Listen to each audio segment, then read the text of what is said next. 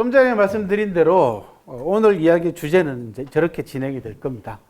사실과 진실의 경계선에 서서 사실 기록이 전부 다 그렇습니다. 남아있는 기록은 전부 다 사실과 진실의 경계에 서 있습니다. 실제로. 그리고 모든 것을 엉터리로 자기 멋대로 조작 왜곡하지 못하기 때문에 사실을 뒤집어 쓰고 자기 입맛에 맞게 경강부회하거나 아전인수격으로 어떤 형태의 의도가 그 안에 들어가 있습니다. 그래야지 역사가 왜곡이 될 거 아닙니까? 그리고 그걸 가지고 다른 사람들한테 다른 이미지를 만들어내고 또 통치를 수월하게 할 수 있는 수단으로 활용할 수 있죠. 그러니까 의도가 들어가야 됩니다. 바로 그 의도를 찾아내는 것이 역사가들이 해야 될 역할 가운데 하나고, 이제는 그 역할이 단순하게 역사가들의 역할이 아니라 수많은 보통 사람들 눈에도 얼마든지 간파가 가능한 쪽으로 가 있습니다. 왜? 지식도 해방이 됐고, 그 다음에 다양한 수단과 방법들이 있기 때문에, 그걸 밝혀낼 수 있는 방법들이 있기 때문에 이제는 모두가 역사가인 시대가 됐습니다. 그래서 이제 역사가 누구의 전유물도 아니고요. 기록을 남기는 것이 역사가의 만의 몫은 이제 아닌 시대가 됐다, 그런 얘기입니다. 그리고 아까 말씀드린 대로 역사적 사실과 사마천이 발휘했던 사기의 문학적 상상력의 문제, 그렇게 해서 사기가 얻게 되는 가장 중요한 성취 가운데 하나가 문학적 성취입니다. 그래서 인류 역사상 유일무이하게 사기한테 붙은 별명이 뭐냐 그러면 역사적 문학서요, 문학적 역사서다라고 하는 별명이 붙어 있지 않습니까? 어떤 역사책도 이런 별칭을 얻은 역사서는 없습니다. 그 다음 사마천이 사기를 통해 가지고 진실에 다가가기 위해서 서술하는 서사의 다양한 방법에 관한 이야기가 오늘 같이 이루어질 것이고요. 대표적인 사례로 제가 두 가지를 여러분들한테 소개를 할 겁니다. 하나는 구련의 죽음이고, 하나는 한신의 모반과 반역죄에 몰려가지고 삼족이 처형당하는 비극적인 사건 내막을 사마천이 어떻게 밝혀내고 있는가라고 하는 부분들입니다. 자, 그 전에 이제 사마천과 사기를 역대 학자들 가운데서 높이 평가한 학자들의 평가만 모아가지고 먼저 여러분들이 사전에 사기와 사마천에 관한 긍정적인 마인드를 좀 한번 가지신 다음에 이야기를 이어가도록 하겠습니다. 물론 지금 들려드리는 것들은 다 칭찬이고 긍정적인 평가지만 이것보다 훨씬 많은 것은 부정적인 평가와 비난이 많았습니다. 심지어 어떤 학자는 사마천 보고 죽여도 시원찮을 사람이다 라고 극언을 서슴지 않았던 사람이 있습니다. 금나라 때 왕약허 같은 인물인데 왜 그러냐? 화식열전 때문에 그렇습니다. 사마천이 사기 권제 129에다가 부자들 얘기하고 돈 얘기했다고 사마천이 이게 죽여도 시원찮을 놈이다 이렇게 얘기를 했고요. 그 다음에 여러분들이 삼국지에 나오는 초선이라고 하는 미녀를 이용해 가지고 동탁하고 누구죠? 여포를 이간질시킨 초선의 양아버지로 나오는 사람이 하나 있어요. 그게 누구냐면 왕윤이라는 사람입니다. 실존 인물입니다. 이 왕윤도 사마천에 대해서 뭐라고 얘기했냐면, 그때 한나라 무제가 사마천을 죽이지 않는 바람에 방서가 남게 되었다. 그래서 사마천 사기를 방서라고 폄하했던 자가 있습니다. 방서는 뭐냐면 비방한다 할 때 방체. 그래서 황제를 감히 비방하는 책이 남게 되었다. 그때 진작에 사마천을 죽여버렸어야 되는데, 이런 사람도 있고요. 수많은 사람들이 사마천 사기를 비난하고 힐난하고 근거 없이 모욕을 주고 했습니다. 심지어 제가 가장 가슴 아프게 생각하는 비난은 뭐냐 그러면, 사마천이 사기에다가 화식열전, 돈 이야기하고 부자 이야기한 것은 지가 돈이 없어가지고 속전을 못 내가지고 궁형을 당했기 때문이다 라고 하는 굉장히 천박스러운 평가를 내리는 경우가 무지 많습니다. 이 이야기는 상당히 오랫동안 지속됩니다. 사마천이 하필이면은 왜 부자 얘기하고 돈 얘기를 했겠냐라는 거죠. 자기가 돈이 없어가지고 결국은 그때 50만 전만 내면 사형을 면할 수가 있었는데, 돈이 없어가지고 그게 억울해가지고 기록에다 그런 거 남겨가지고 천박하게 복수하려고 하는 그 마음 때문에 사마천이 화식열전을 남겼다라고 비난하는 아주 천박한 수준의 인식도 있고요. 얼마 전까지만 해도 그런 인식들도 있었습니다. 불과 100년도 채 안 된 시점까지만 해도요. 지금은 이제 그런 얘기를 못 합니다만은 아무튼 지금 여러분들한테 소개하는 사마천에 대한 칭찬보다는 비난과 비방이 그리고 모욕적인 언사들이 훨씬 많았다라는 점을 먼저 말씀을 드리고 시작을 해보겠습니다. 사기 다음으로 두 번째 정사인 한서를 남긴 방고라는 사람의 평가입니다. 그러니까 사마천하고는 불과 100년도 채 시차가 안 나는 사람이기 때문에 가장 가깝고요. 사마천은 3000년 통사 아닙니까? 저 오제봉기부터 시작해가지고 자기 당대인 한나라 때까지 통사를 했습니다. 근데 방고의 한서는 단대사, 한 왕조를 다루고 있는 단대사의 시초입니다. 사마천이 3000년 통사를 남겨놨기 때문에 그 후대 역사학자들은 굉장히 짐을 들었어요.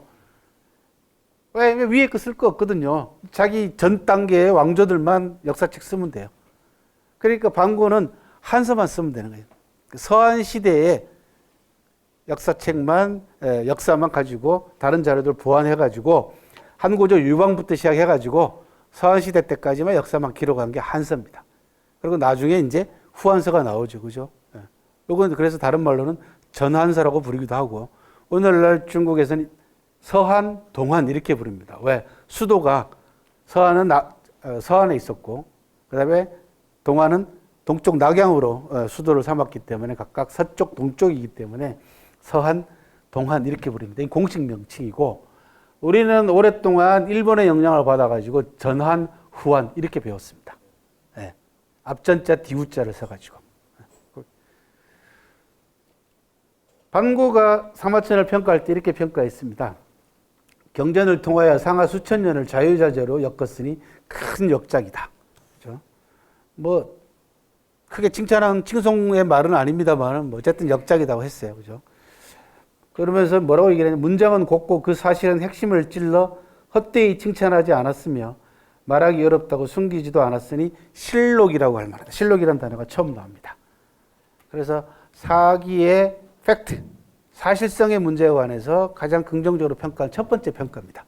그런데 방고는 또한 사마천에 관해서 최초의 비판적인 언사를 남긴 사람이기도 합니다.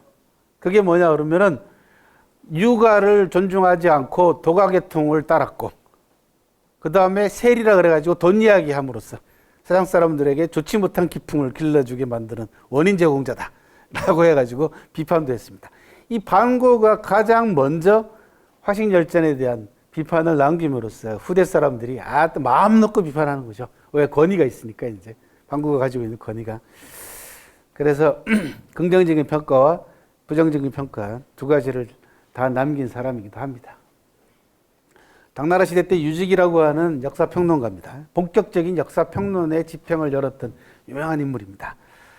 그 말은 두루 통하니 참으로 저술가 중에서 깊은 못 넓은 바다와 같은 존재이다 라고 높이 평가를 한 반면에 유직이도 역시 사마천 사기를 폄하하는 깎아내리는 평가도 꽤 많이 남겼습니다.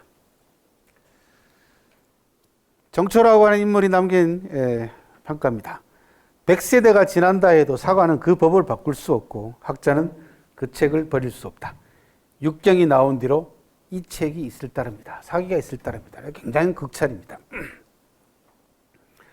그 다음 명나라 때 모곤이라고 하는 역사평론가는 좀 길게 얘기를 했습니다.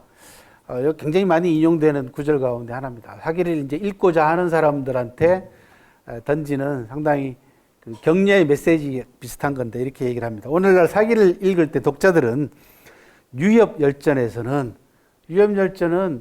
어려운 어려운 처지에 놓여 있는 사람을 도우는 치외법권지대에 있는 협객들을 얘기합니다. 우리 여러분 협객은 많이 들어보셨죠, 그죠? 오늘날에 비유하면은 착한 조직폭력배 두목? 착한 조폭이 있는가 모르겠습니다만 어쨌든 간에 힘없는 사람한테 편에 서 있는 이런 치외법권지대의 협객들을 얘기를 합니다. 중국 역사에 있어서 이 유협이라는 존재는 굉장히 독특한 존재이고 또 이 유협 정신이 중국 사람들 이 피 속에 지금도 남아 있습니다. 그게 이제 정의관이죠. 어려운 처지에 놓여 있는 사람 보면은 달려가서 도와주고 구해주고 하는 그런 위협 정신들이 상당히 많이 남아 있고, 또 중국 역대 지식인들이 이 협객들에 대한 동경심이 굉장히 강했습니다. 그래서 이태백 같은 사람은 협객행이라고 하는 유명한 시도 남겼습니다. 협객의 길. 그러면서 뭐라고 얘기했냐면 천고, 문인, 협객, 몽 이런 유명한 말을 합니다. 자고로 옛날부터 몽물들은 문인들, 몽물들은 협객의 꿈을 꾼다. 정확한 지적입니다. 저 같은 사람 보고 하는 얘기죠. 그죠? 저도 이런 책 읽고 하면서, 야, 세상에, 그죠? 막강한 무술을 가지고 있는 사람이 나와가지고 좀 나쁜 놈들 좀 때려잡아 줬으면 얼마나 좋을까. 이런 꿈을 꾸고 산다는 거죠. 실제로 이태백은 칼을, 검술도 연마하고 젊었을 때 사람을 죽여보기도 했습니다. 실제로. 그래서, 그런 문인들의 협객에 대한 동경심은 예나 지금이나 별반 다를 게 없다. 그거는 동서양을 막론하고 비슷합니다. 왜? 미국에 가면 뭐가 있어요? 슈퍼맨 이런 거 있잖아요. 배트맨 뭐 이게 다 비슷해요. 예, 예. 그죠? 그 다 치외법권지대에 있는 인간들인데 갑자기 어디서 나타나가지고 어려운 사람 도와주는 거죠. 동양에는 내내 있었습니다. 이런 협객들의 행태와 정신 세계를 가장 먼저 캐치해가지고 열전으로 남긴 사람이 누구냐는 사마천. 예? 이것 때문에 또 엄청 요거도 먹었습니다. 왜? 이게 치외법권지대거든요. 그러니까 제도권 밖의 사람들이란 말이에요. 그러니까 황제나 권력자 입장에서는 받아들일 수 없는 부분입니다. 저 부분이. 그래서 한나라 무제 때 오면은 유협들이 다 제거당합니다. 이 사마천이 위협열전을 만들게 된 가장 큰 계기는 19살 때 곽해라고 하는 유협을 직접 만난 적이 있습니다. 한참 피 끓는 나이에, 사마천 19살 때는 오죽하겠어요. 그죠? 그 피 끓는 나이에 곽해를 직접 자기 고향 근처에서 만난 적이 있어요. 그래서 엄청난 인상을 받습니다. 사마천이. 그래서 위협열전이 여러 명 나오는데 그 가운데 절반 가까이가 곽해 내용입니다. 그래서 위협들이 어떤 방식으로 제거당해 나가는가라는 것들을 아주 뭐라 그럴까요? 착잡한 심경으로 사마천이 위협열전들을 기록을 하고 있습니다. 위협열전에서는 목숨을 초계처럼 버리게 될 것이고, 그런 과생열전을 읽으면 눈물을 흘리게 될 것이고, 장자나 노중련의 열전을 읽으면 속세를 떠나고 싶어질 것이고, 석근의 열전을 읽으면 예절을 극진히 지키고 싶어질 것이며, 신릉군이나 평원군의 열전을 읽으면 인재를 기르고 싶을 것이다. 무엇 때문에 이렇게 될까? 모든 내용이 각각 사물의 실정에 들어맞아 독자의 마음속 깊이 전달되기 때문이다.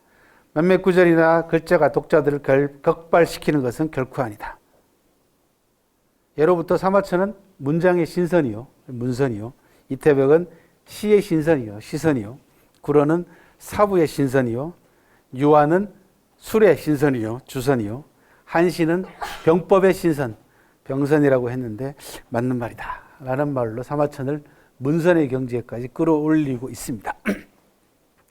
그래서 사기를 전문적으로 연구하는 사람들이 이렇게 얘기합니다. 사기를 읽으면은 사기는 읽는 연령대에 따라 가지고 느낌이 다 다르다. 그렇게 얘기를 합니다. 그러니까 10대 읽는 거하고 20대 읽는 거하고 30대 읽는 거하고 40대 읽는 거하고 50대 읽는 게 다르다. 이렇게 얘기를 합니다. 저는 다름을 한 번도 못 느끼고 살았습니다. 무려 20년 동안요.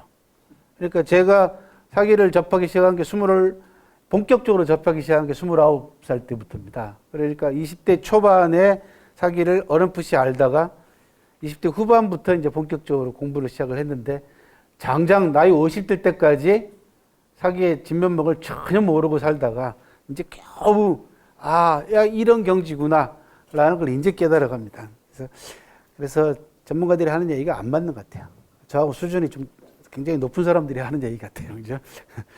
어쨌거나 분명한 사실은 연령에 따라 가지고 느낌은 분명히 다를 것이다 라는 그런 지금 어느 정도 어렴풋이 이제 느끼고 있고요. 그보다 더 확실한 건 뭐냐 그러면 이렇습니다. 지난번에도 그런 말씀 드렸는지 모르겠지만 사기를 읽다 보면은 적어도 3가지 유형의 사람을 만나게 된다. 기억나세요? 3가지 유형의 인간들을 만나게 된다. 첫 번째는 내가 가장 싫어하는 인간의 유형을 만나고요. 두 번째는 내가 가장 닮고 싶어하는, 멘토로 삼고 싶어하는 인간 유형을 만납니다. 세 번째는 뭐게요? 나하고 똑같은 사람을 만나게 됩니다. 잔인한 책입니다. 다시 한번 유지개의 말입니다. 무릇 사마천의 빼어난 학식은 춘추 이후에 유일했다. 수천 년의 역사를 틀에 아우르고 백가를 울타리에 가둔 탁월한 역사가다. 라고 하는 참, 말도 참 잘해요. 옛날 사람들, 그죠? 백가를 울타리에 가뒀다. 라고 얘기합니다. 그러니까 바운더리가 크다는 겁니다. 영역 자체가 대단히 넓다라는 거죠. 그죠? 조익이라고 하는 청나라 대학자는요, 1호부터 법례가 정해졌고, 이건 사마천 사기의 서술 체제를 얘기합니다. 기전체라고 하는 역사 서술 체제가 2000년 동안 동양사회에 큰 영향을 미쳤기 때문에 1호부터 법례가 정해졌고, 역대 사학자들 치고 그 범위를 벗어난 사람은 아무도 없었다. 즉, 사마천 사기 이후로 25사, 청나라 때까지 적어도 정부 공식 기록인 관찬사서의 모든 서술체제는 기전체를 따르고 있습니다. 참 놀라운 역사책입니다. 2000년 동안 기전체 역사 서술체제를 그대로 가지고 본받아가지고 계속해서 쓰고 있다는 것은, 그래서 미국의 왓슨이라고 하는 유명한 사기 전문가가요, 이 일본에서 이제 박사학위를 받아가서 우리나라에도 번역체가 나와 있는데, 이 사람이 미국사를 기전체로 한번 써보려고 하다가 실패한 적이 있긴 있습니다. 그러니까 짧은 역사는 안 됩니다.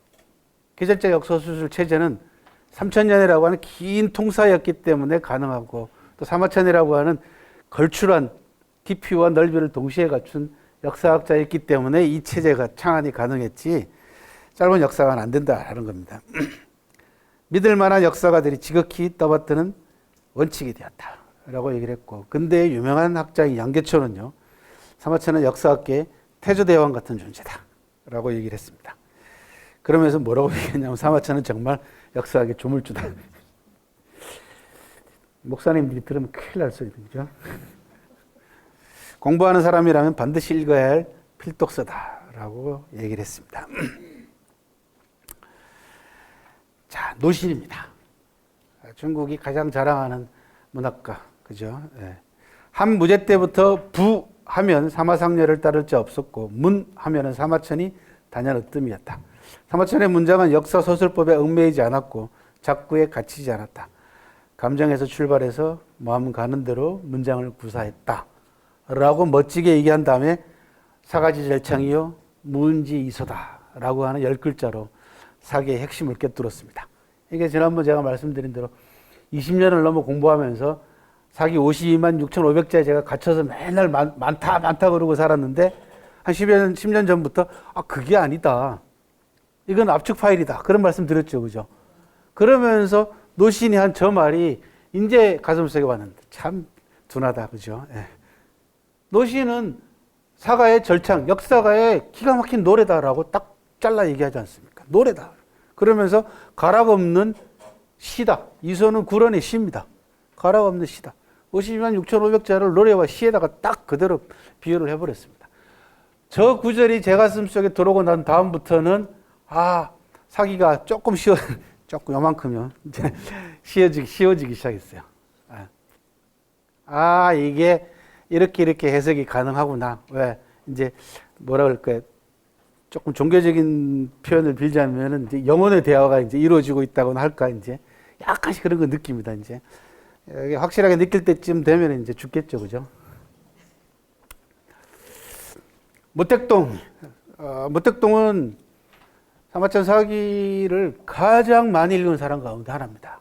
역대 정치가들 뿐만 아니라 학자들하고 견주어도 손색이 없을 만큼 사기를 좋아했던, 애호했던 인물이고, 그 장개석한테 쫓겨다니면서 그 대장장의 그 어려운 상황에서도 하루도 역사책을 손에서 놓은 적이 없는 사람입니다. 그리고 49년 장개석을 대륙에서 내몰고 북경으로 들어갔을 때 모택동의 낡은 가죽 가방에는 자치통감과 사기 두 종류의 역사책이 들어있었다라는 얘기가 전할 만큼 역사를 좋아했던, 또 애호했던 사람이고, 중남의 모택동에 옛날에 집무실에 가면 이제 모택동이 쓰던 이 책꽂이들이 있습니다. 거기 꽂혀 있는 책 가운데 자치통감이나 사기 이렇게 빼서 이렇게 보게 되면요, 막 메모들이 엄청나게 돼 있어요. 그래서 전에 그런 말씀 드렸죠. 요즘 같았으면 무턱등이 제일 좋아했던 학용품이 뭘까요? 그죠? 형광펜이네. 형광펜 제일 좋아했을 거예요. 왜냐하면 색 색깔로 다 실제로 그랬습니다. 거기 보면은 무턱등이요, 동그라미 표시한 것도 있고 세모 표시한 것도 있고 여러 가지 방식으로 자기 나름대로 표시를 해가지고 자기만 알 수 있는 부호가 있단 말이에요. 만약에 형광펜이 있었으면 그저 얼마나 쉬웠겠어요. 형광펜이 아마 가장 인기가 좋았을 거예요. 사람은 언젠가는 죽는다. 그러나 죽음의 의미는 다 다르다. 중국 고대 문학가 사마천은 아예 문학가라고 얘기를 하고 있습니다. 그죠? 사람은 누구나 한 번은 죽는다. 사마천이 남긴 천하의 명언이죠. 인고유일사. 사람은 누구나 한 번은 죽는다. 어떤 죽음은 태산보다도 무겁고 혹중후 태산이요. 어떤 죽음은 새털보다 가볍다. 혹경우 혹모요. 죽음을 사용하는 방향이 다르기 때문이다. 용지소추이하다. 라고 하는 아주 천하의 명언을 남깁니다. 사람은 다 누구나 한 번 죽지만은 어떤 사람의 죽음은 태산보다도 무겁게 평가받는가 하면 어떤 사람의 죽음은 새털보다도 가벼운 평가를 받는다. 그건 뭐냐? 죽음을 사용하는 방향이 다르기 때문이다. 라는 아주 유명한 생사관을 얘기를 하고 있습니다. 그래서 삶과 죽음이 둘이 아니다라고 하는 생사여일의 경직이 이미 2100여 년 전에 사마천으로부터 나왔습니다. 태산보다도 무거운 죽음의 평가를 받고 싶으면 어떻게 살아야 될 것인가를 고민하라는 얘기입니다. 백성의 이익을 위해 죽는다면 태산보다 무거운 죽음에 비교할 수 있을 것이고, 독재자에게 몸을 팔고 백성을 착취하고 인민을 박해하는 사람의 죽음은 새털보다도 못하다고 할 것이다. 뭐 당연한 이야기죠. 공직자들의 자세, 지도자들의 자세를 얘기를 하고 있습니다. 광말리학은 중국이 또 자랑하는 문학가이자 소설가이자 고고학자이자 역사학자이자 시인입니다. 뭐 오만 것 다 했습니다. 소설도 썼고요. 그리고 국가 부주석까지 지낸 사람입니다. 광말리는. 사마천이라는 이 위대한 사학자는 실로 우리의 자랑이 아닐 수 없다. 그가 남긴 사기는 중국 고대의 서사시에 부끄럽지 않으며 역사 소설집으로도 부를 수 있다. 서사시라고 얘기를 했고 소설집으로까지 표현을 했고요. 사마천 고향 마을에 사마천 사당에 가면요, 광말리학이 60년대 사마천 사당과 사마천 무덤 이 부분에 관해서 한성시 당국이 특별히 제사를 기점으로 해가지고 축시를 하나 써달라고 해서 시가 지금 써가지고 비석에 새겨놓은 게 지금 남아 있습니다. 관광객들이 가장 많이 사가는 탁본 가운데 하나가 광말리의 시이기도 합니다. 동서양 문학을 비교할 때 항상 동양 문학이 서양 문학보다 못하다라고 꼽혔던 대목 가운데 하나가 서사시의 부족입니다. 그러니까 호모의 일리아드와 오디세이, 그리스 로마 신화 같은 그런 문학 장르들이 동양에서는 부족하다. 늘 그렇게 얘기를 해왔지 않습니까? 그런데 서양의 앤드류 폴럭이라고 하는 미국의 대학 교수 하나가 아니다. 중국에도 있다. 라고 미국 사람이 얘기를 하고 있습니다. 서구 소설과 희극을 연구하는 사람은 대개 그 기원을 고대 그리스 서사시로 올려잡는다. 그런데 중국 문학을 연구하는 사람은 중국 고대 서사시가 없다고 말한다. 그들이 말하는 수호전, 삼국지연의, 서유기, 홍로몬 같은 장편 소설들은 민간 설창에서 왔다고 말한다. 사실 중국에도 서사시가 있었으나 안타깝게도 그것을 서사시로 보지 않았기 때문이다. 그러면서 그게 뭐냐? 사기다. 라고 얘기합니다. 서양인의 영혼 깊은 곳에 프로메테우스 정신, 아폴로 정신, 제우스 정신 등이 고대 그리스 신화와 서사시에서 나왔듯이 중국 고전의 장편소설에 나오는 주인공들이 내면 세계는 곳곳에서 사기 속에 등장하는 두드러진 형가, 오자서, 맹상군 이런 사람들의 정신세계와 조우한다라고 하는 아주 유명한 평가를 내린 바가 있습니다. 그래서 노신이 얘기했던 부분을 서양 사람이 다시 한번 학문적으로 확인시켜주는 그런 평가도 나와 있습니다. 가장 드라마틱한 것은 이 시발 요타로입니다. 일본이 가장 자랑스럽게 생각하는 문학가입니다. 우리나라로 비교하자면은 이병주 혹시 아세요? 지리산. 이런 소설을 남긴 유명한 양반이 있습니다. 그 이병주하고 거의 비슷한 시기에 그 생물 연도가 비슷한, 태어난 연도가 비슷한 사람이고, 이병주 작가도 소설, 역사 소설로 굉장히 유명했죠. 대원군에 관한 소설도 남아 있고요. 뭐 여러 가지 장편 소설들을 꽤 많이 남겼는데, 이 이병주 작가도 사마천을 굉장히 존경했습니다. 사마천에 대한 그 애착이 굉장히 강했는데, 이 사람만 못했어요. 시발요탈의 원래 본명은요, 후쿠다 데이이치입니다. 복전 정일입니다. 그런데 사마천을 너무 존경해가지고 성을 사마치로 바꿉니다. 이름까지도. 그래서 사마을 요태랑으로 바꿉니다. 그래서 시바 료타로 이렇게 부릅니다. 그러면서 뭐라고 얘기하냐면 내 작품이 좋다고 하지만 스승 사마천에 비하면 아무것도 아니다 라고 얘기를 했고, 사마천하고 사기하고 관계되어 있어서 뭐 일본의 유명한 인물들을 주인공으로 삼아가지고 역사 소설로 남긴 작품은 무지하게 많습니다. 뭐 올빼미의 성부터 시작해서 그다음에 미야모토 이름도 잊어버렸다. 하여튼 찾아보시기 바랍니다. 그런데 사마천 사기하고 관계돼 가지고 남긴 작품이 딱 하나 있습니다. 그게 항우와 유방이라고 하는 아주 유명한 작품입니다. 지금까지 항우와 유방을 주인공으로 다루는 역사 소설 가운데서는 최고의 소설입니다. 아직까지 시발요타로의 항우와 유방을 뛰어넘을 만한 작품은 못 나오고 있습니다. 이름도 참 재밌습니다. 자, 사마료자는 멀다라는 뜻이에요. 그래서 사마천을 존경하는데 따라잡기에는 너무 먼 타로다. 그런 타로가 이름입니다. 자, 이런 사마천 사기에 대한 평가를 가지고 여러분들이 사마천의 정신세계, 특히 팩트 너머 또는 팩트 이면에 감춰져 있거나 떨어져 있는 트루스를 어떤 방식으로 사마천이 찾아내려고 애를 썼을까라는 부분들에 대한 이야기들을 좀 해보도록 하겠습니다. 첫 번째는 사마천은 일단 의심을 해야 됩니다. 그죠?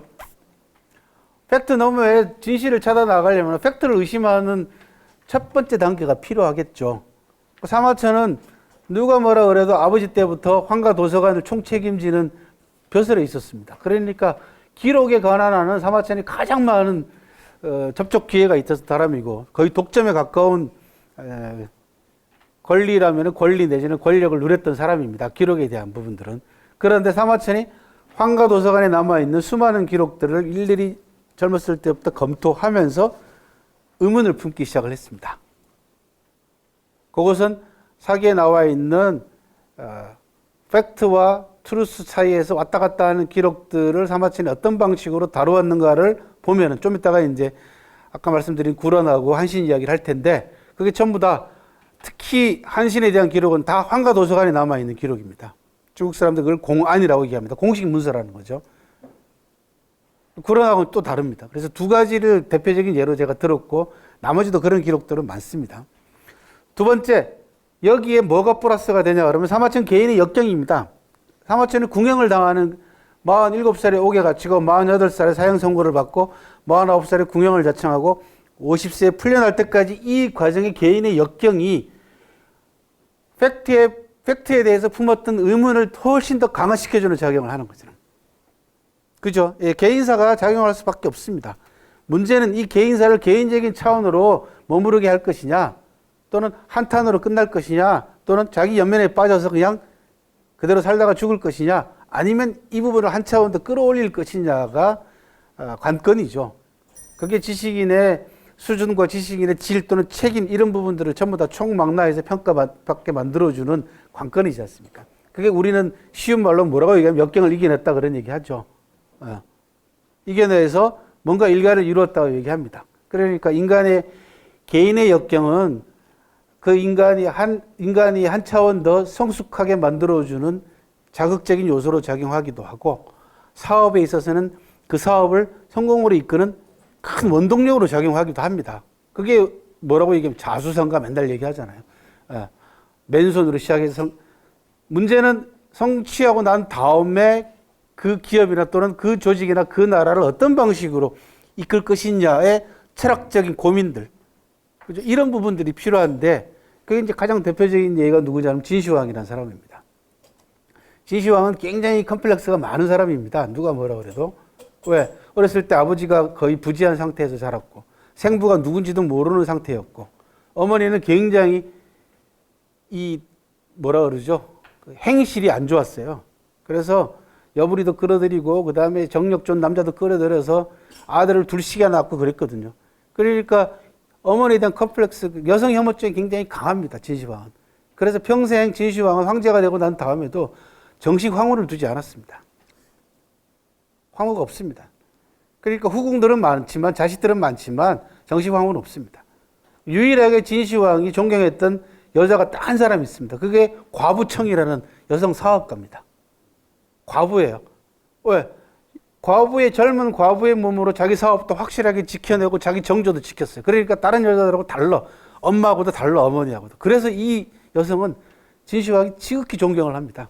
그래서 함양으로 올라오면은 진시황이 그 상객 대접했다. 최고로 대접합니다. 그리고 과부청이 세상을 떠나자 이 청을 위해서 기념관을 지어줍니다. 여회청대라고 하는 기념관. 오늘날로 얘기하면은 상공인들이 모여가지고 서로 교류하라고 상공회의소 같은 걸 하나 지어준 겁니다. 그 정도로 청이라는 여성을 존중합니다. 사마천이. 결국은 어머니에 대한 반작용, 여성 혐오에 대한 반작용입니다. 이런 컴플렉스들이 사실은 진시황이 천하를 통일할 때까지는 굉장히 긍정적인 힘으로 작용을 합니다. 왜? 이런 것들을 극복하려고 애를 썼거든요. 그런데 39의 천하를 통일하고 난 이후에 진시황은 오히려 이런 컴플렉스들이 이제는 성취하고 난 다음에는 이제 거꾸로 작용을 하는 거죠. 사람을 믿지 못하는 것부터 시작해서 그 다음에 자기만 아는, 그리고 자기가 없는 세상은 인정하기 싫어하는 그 죽음에 대한 깊이 뭐 이런 신경질적인 발작들이 많이 일어나죠. 그게 이제 분서경조로 나타나게 되고 과도한 자기 과시로 나타납니다. 이게 아방궁부터 시작해가지고 자기 무덤 조성에 70만 명을 동원한다든지 그 다음에 길도 한 5종류씩 닦는다든지 이런 과도한 토목 건축 사업에 열중하다 보니까 갑자기 죽는 바람에 진시황이 50세 때 갑자기 쓰러져가지고 급사하는 바람에 결국은 통일의 제국이 10여 년 만에 망하는 단초를 제공했다는 거죠. 그래서 컴플렉스는 어느 시점까지는 굉장히 긍정적으로 작용이 가능합니다. 자기 개인사의 역경도. 그런데 성취하고 난 다음에 어떻게 할 것인가에 대한 깊이 있는 고민이 함께 따라줘야 됩니다. 그나마 사마천은 자기의 개인적인 역경 이런 부분들을 역사책을 통해 가지고 표출함으로써 그걸 이제 중국 사람들은 발분저술이라고 합니다. 울분을 표출하되 책을 쓰는 쪽으로 저술을 함으로써 전혀 차원이 다른 역사책을 탄생시키는 데 결정적으로 작용을 하게 됐죠. 바로 그겁니다. 황제의 심기를 편안하게 해주려고 직언을 했는데 이게 불충으로 받아들이고 불충이 결국은 반역으로 가고 사형으로 가고 그렇게 해서 자기 자신의 성기까지 자르게 되는 이런 역경을 겪으면서 사람도 다시 보게 되고 세상도 다시 보게 되고 모든 기록들을 재검토하는 거죠. 사기가 굉장히 어려운 책일 수밖에 없는 이유도 여기에 있고요. 사마천은 이제 생각을 굉장히 깊이 있게 하는 겁니다. 지금까지 배웠던 모든 부분들을 의심해야 되니까. 그리고 자기가 가지고 있는 모든 기록들을 다시 생각을 해야 됩니다. 거기에 사마천이 또 하나의 중요한 것이, 전에도 그런 말씀 드렸죠. 그죠? 사마천의 사기를 지금처럼 만들어주는 데는 굉장히 두 가지 큰 요인이 작용했다. 하나는 20살 대여행이다. 20살 여행은 사기의 넓이를 결정했고, 그죠? 그 다음에 49세 궁영은 사기의 깊이를 결정했다. 그런 말씀을 드렸지 않습니까? 바로 그겁니다. 20살 대장정이 이런 역경을 통해 가지고 다시 복귀가 되는 거잖아요. 굉장히 중요합니다. 그러니까 인간의 경험이라는 것이 뭐 모든 걸 다 기억할 수는 없지만 어떤 상황에서는 그 경험들이 끄집어내서 딸려 나옵니다. 옛날에 단편적인 것들이 딸려 나오는 거죠. 황가 기록에 의심을 품기 시작하는 순간부터 사마천 기억에는 뭐가 딸려 나오냐 그러면 한신고향 같은 일이 딸려 나오는 거죠. 구런의 고향을 직접, 구런의 무덤을 직접, 구런이 몸을 던졌다고 하는 명나수의 현장이 딸려 나오는 거죠. 자기 발로 직접 가봤으니까. 이런 것들이 합쳐져 가지고 합리적 의심을 구성하게 되고 이 합리적 의심을 다른 방식으로 진실을 찾아나갈 수 있게 소설 체계부터 시작해가지고 방법들 이런 것들을 다 구성하게 되는 거죠. 굉장히 고통스러운 과정입니다. 중국 사람들은 뭐 어떤 격언이 있냐 그러면 노력보다 중요한 게 방법이다라는 유명한 격언이 있습니다. 우리도 그런 얘기 하잖아요. 그 틀린 공식으로 아무리 수학 문제를 100번을 풀어도 틀린 답이 나올 수밖에 없는 것처럼 방법을 찾아내야 되는 거죠. 그 사마천의 고뇌는 사실 이 방법 찾아내는 게 엄청나게 힘들었을 거죠. 여기에 문학적 상상력이 들어간다는 겁니다. 왜? 글을 쓰는 사람한테 합리적이나 또는 무미건조하게 사실만을 기술하는 그런 서술법 외에 진실을 찾아가야 되겠는데 이것도 검열도 피해야 되고, 그죠? 뭘 동원하겠냐는 거죠. 이게 결국 문학적 상상력이 동원될 수밖에 없는 구조였다. 근데 그게 대단히 힘들다라는 거죠. 왜? 이게 역사가 있거든요. 소설가가 아니거든요. 근데 이런 고뇌들이 다 작용을 함으로써 공연과 더불어서 문학적 상상력이 같이 끌려 나오게 됩니다.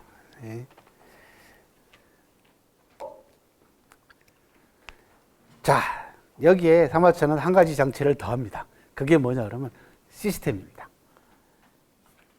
내가 가지고 있는 합리적 의심을 또는 내가 진실에 다가가고자 하는 이 과정을 권력자가 제대로 눈치를 채지 못하게 만들려면은 첫 번째는 문학적 상상력을 동원하거나 문장을 대단히 어렵게 쓰거나, 그죠?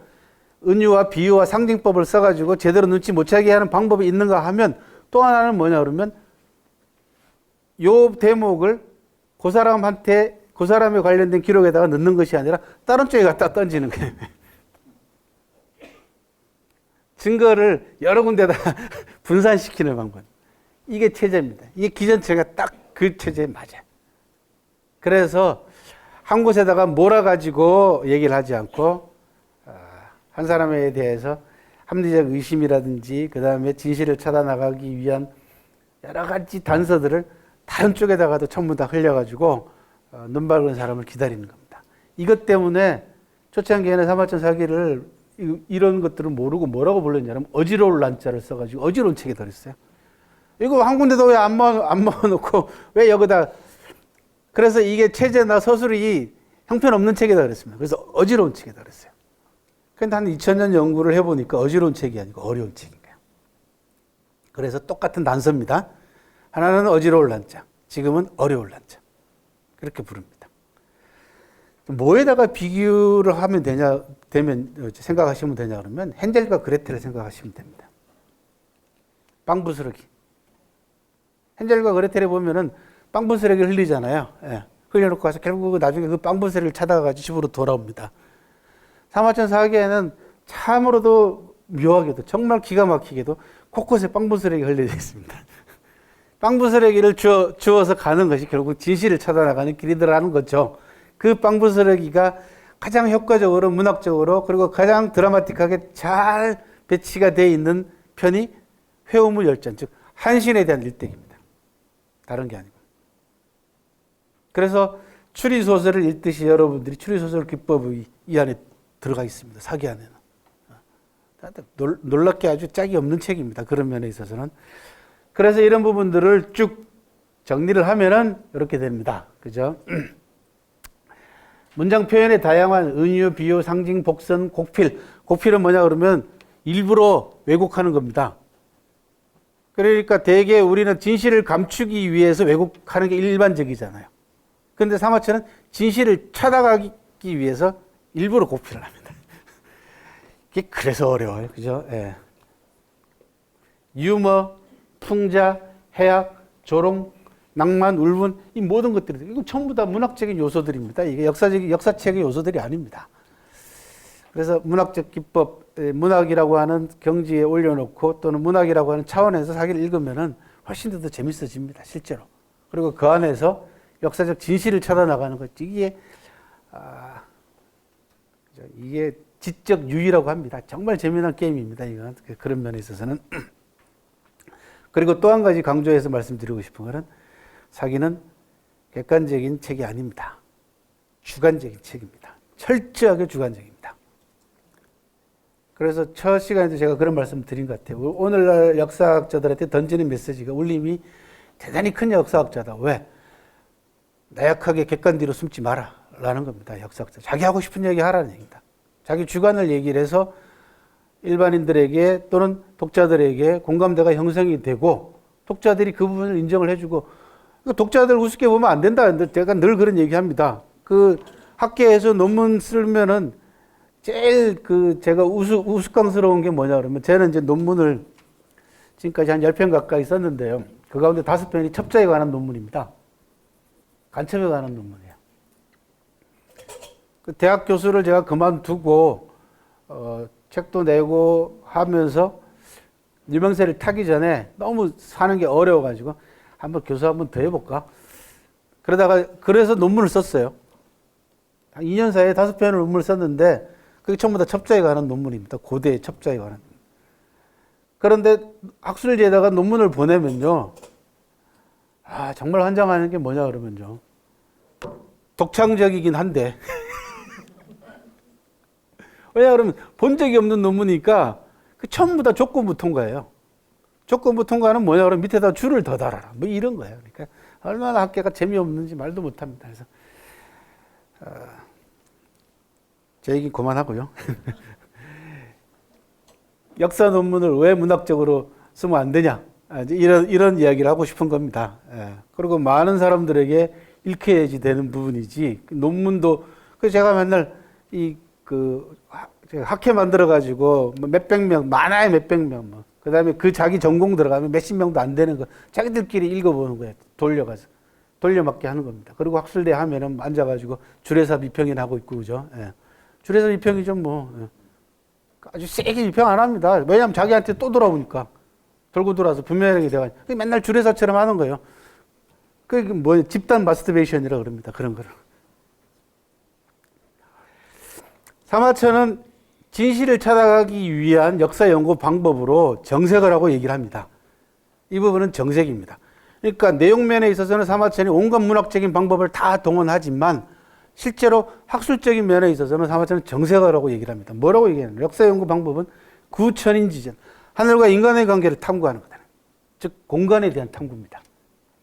하늘과 인간의 관계는 이 공간 속에서 활동하고 있는 인간들의 모습을 관계를 탐구하겠다는 겁니다.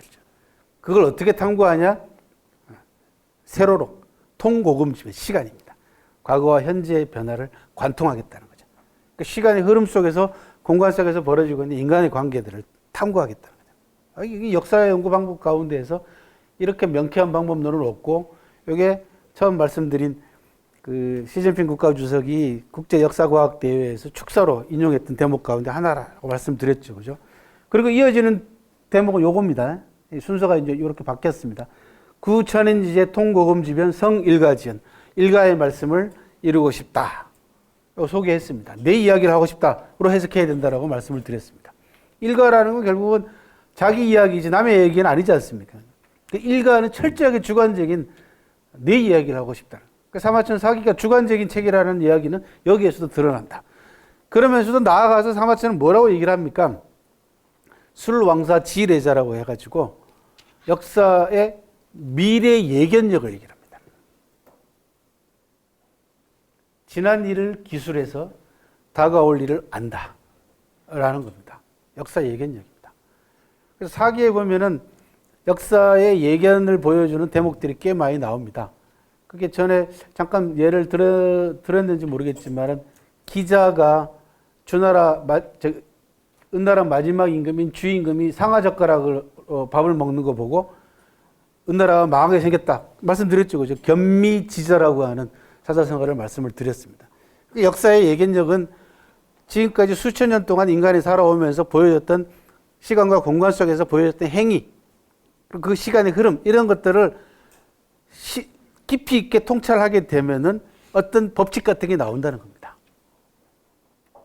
딱 정해진 법은 아니지만 대체로 인간이 가지고 있는 인성의 약점이나 이런 부분들, 권력의 속성 이런 것들을 전부 다 종합해서 인간의 행태를 파악을 하게 되면은 이게 어디로 갈 것인지 예견하게 된다는 거죠. 충분히 가능한 얘기입니다.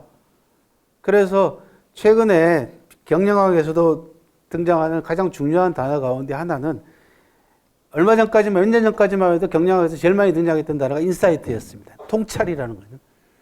지금은 무슨 단어를 저는 권하냐고. 제가 이제 권했던 단어 가운데 하나는 직관입니다. 직관력이라는 거죠. 그러니까 사물을 보거나 어떤 현상을 봤을 때 바로 보고 바로 깨칠 수 있는 직관력이, 이게 이제 선종에서 얘기하는 겁니다. 불교에서는 선종이 있죠, 그죠? 그게 직지인심, 그런 얘기 하죠. 불림 문자, 직지인심, 견성성불, 이런 얘기를 합니다. 이게 전부 다 직관력을 얘기를 하는 겁니다. 왜? 인간이 살아온 흔적과 궤적을 깊이 있게 조금만 들여다보게 되면은 직관이 생긴다는 겁니다. 그 직관력입니다. 이건 단순하게 점쟁이가 때려잡는 거하고는 다릅니다. 굉장히 다른 차원입니다. 사마천 술왕사 지례자라고 하는 역사의 미래 예견력을 얘기를 하고 있고, 저는 이걸 직관으로 풀이를 했습니다. 이 직관력은 팩트 이면에 감춰져 있는 진실을 찾아나가는 데 있어서 가장 중요한 역사가의 자질 가운데 하나입니다.